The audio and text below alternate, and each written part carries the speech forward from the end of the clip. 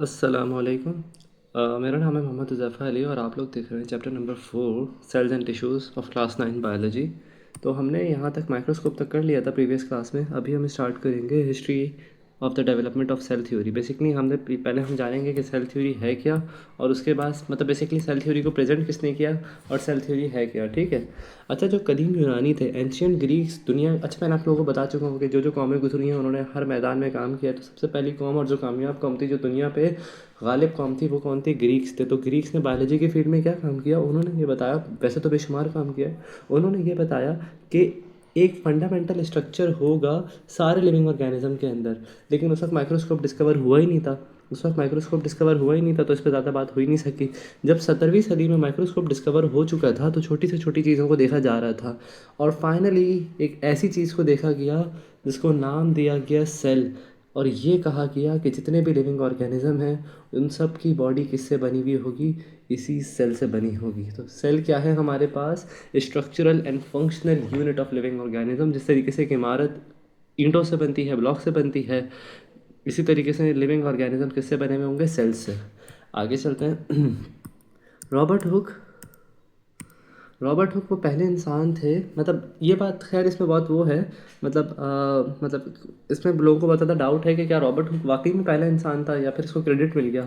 खैर, इन्होंने क्या किया, इन्होंने एक सेल को क्या कहते हैं, ये इन्होंने एक कॉर्क स्लाइस लिया। उस कॉर्क स्लाइस के अंदर ना इन्हें हनी कॉम्ब लाइक स्ट्रक्चर नज़र आया। हनी कॉम्ब लाइक स्ट्रक्चर मतलब कुछ यूँ होता है, जिस तरीके से शहद के दाने में कुछ इस तरीके के स्ट्रक्चर नहीं बने हुए होते, इस तरीके से इनको ये नज़र आया। तो इन्होंने हर स्ट्रक्चर को क्या नाम दिया कि ये हो सकता है सेल, ये हो सकता है हमारे पास एक सेल। तो ये थी हमारे पास हिस्ट्री सेल की। सही है।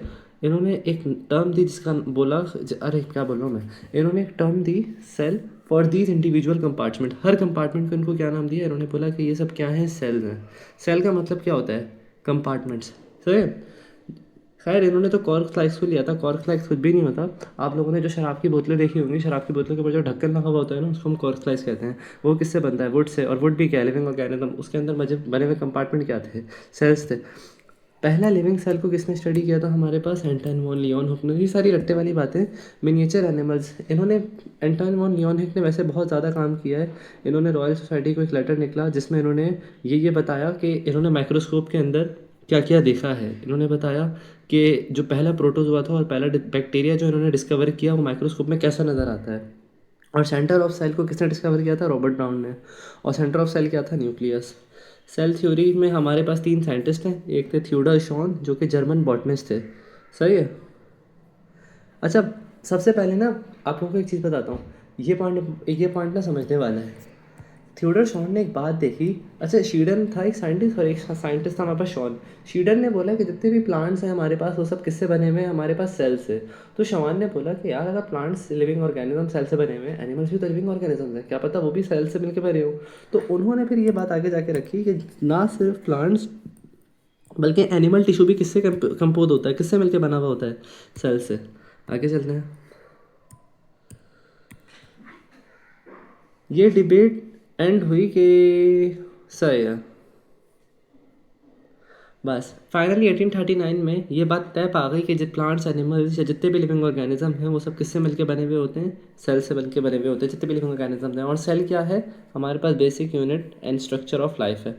Where does life came from? इस पे हमारे भाई ने एल्बर्ट वॉन रॉलिकर ने डिस्कवरी की थी। कार्ल हेनरिक ब्रॉन ने क्या किया था? सेल थ्योरी को रीफ्रेम किया था, जिसमें इसने बताया था कि cell are the basic unit of life. और पहले हमारे पास सेल थ्योरी के 2 पॉइंट्स थे, शीडन और शॉन ने जो दिए थे। सिर्फ ये 2 पॉइंट्स थे, सिर्फ ये 2 पॉइंट्स थे। उसमें तीसरा पॉइंट किसने ऐड किया? रोडोल्फ विर्चो ने। मैं बताता हूँ वो क्या किया है इन्होंने। आखिरी में हमारे पास आते हैं लुइस पास्चर, जो कि फ्रेंच बायोलॉजिस्ट थे, माइक्रोबायोलॉजिस्ट थे, केमिस्ट थे। उन्होंने क्या किया? उन्होंने फंडामेंटल और एक्सपेरिमेंटल प्रूफ करके दिखाया इस सेल थ्योरी के आइडिया को। आगे चलते हैं। ये कदीम ज़माने का माइक्रोस्कोप जो रॉबर्ट हुक ने, जिससे रॉबर्ट हुक ने सेल की डिस्कवरी की थी। ये थे वो कंपार्टमेंट्स, ये थे वो हनी कॉम लाइक स्ट्रक्चर जिसको इसने क्या नाम दिया था? सेल का। ये देखें, ये आपको ये जो कंपार्टमेंट नज़र आ रहे हैं, हर कंपार्टमेंट क्या एक सेल है। सही। अच्छा जी, सेल थ्योरी क्या कहती है? सेल थ्योरी हमारे पास one of the most important postulates की फॉर्म में बायोलॉजी के अंदर। और इसको दिया किसने था हमारे पास? बेल्जियन के बॉटनिस्ट शीडन ने और जर्मन जोलॉजिस्ट शॉन ने। सही है। 1885 में यानी 1839 में इन दोनों ने ये पॉइंट्स दिए थे। सही है। फिर उससे तकरीबन 16 साल बाद हमारे पास विर्चो आते हैं, वो अपना चौथा पॉइंट ऐड करते हैं इसमें। विर्चो क्या कहता है हमारे पास? चलो एक एक करके पहले पॉइंट पढ़ते हैं। पहले ये 3 पॉइंट सुन लो। जितने भी लिविंग ऑर्गेनिजम्स होंगे उनकी बॉडी में एक या एक से ज़्यादा सेल्स होंगे, यानी लिविंग ऑर्गेनिजम्स की बॉडी में सेल हर हाल में होगा। सेल जो है हमारे पास basic unit and structure and functional unit of life है। अब ये तीसरा वाला पॉइंट अभी छोड़ो, तीसरा वाला पॉइंट मैं समझाता हूँ। ये पढ़ो। The new cell derive from pre existing cells dividing into two by cell division. मुश्किल पॉइंट है, समझाता हूँ। बड़ा आसान पॉइंट लिखा हुआ है, बड़ी वर्डिंग मुश्किल लिखी हुई है इसकी। बेसिकली पहले साइंसदानों को लगता था यार ये सेल आते कहाँ से, ये सेल छू मंतर तो नहीं हो जाते, आबरा का डाबरा बोलते हैं और ये सेल आ जाते हैं। मतलब हमने लिविंग ऑर्गेनिज्म में सेल आने का प्रोसेस नहीं समझ पाए, सेल बनते कैसे हैं, सेल आते कहाँ से। तब उन्हें समझ आया कि नए सेल बनते हैं हमारे पास जब पुराना सेल डिवाइड हो जाता है। जैसे ये एक सेल था, ये डिवाइड होकर 2 बन गया। अब ये जो 2 सेल बने ये आगे जाके 2 से कितने हो जाएंगे? 4। सही।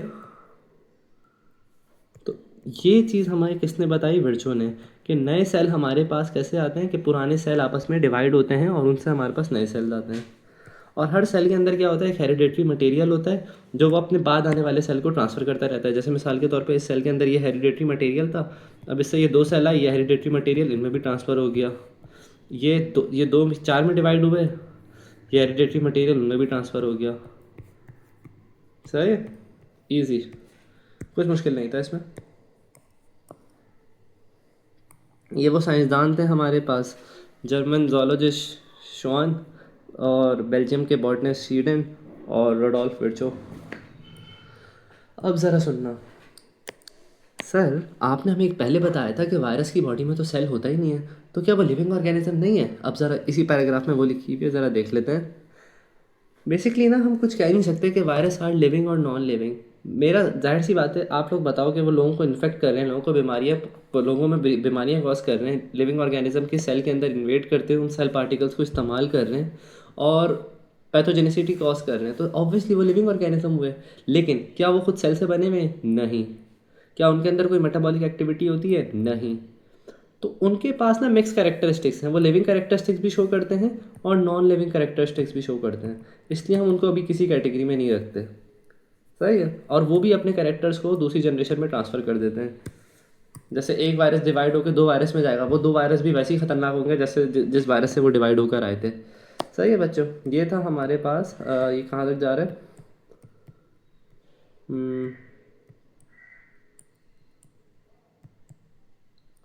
ओके, चलें जी। अभी के लिए यहीं तक रखते हैं, फिर सेल को अब सेपरेट वीडियो में स्टार्ट करेंगे इंशाल्लाह। फिर मिलते हैं अगली वीडियो में।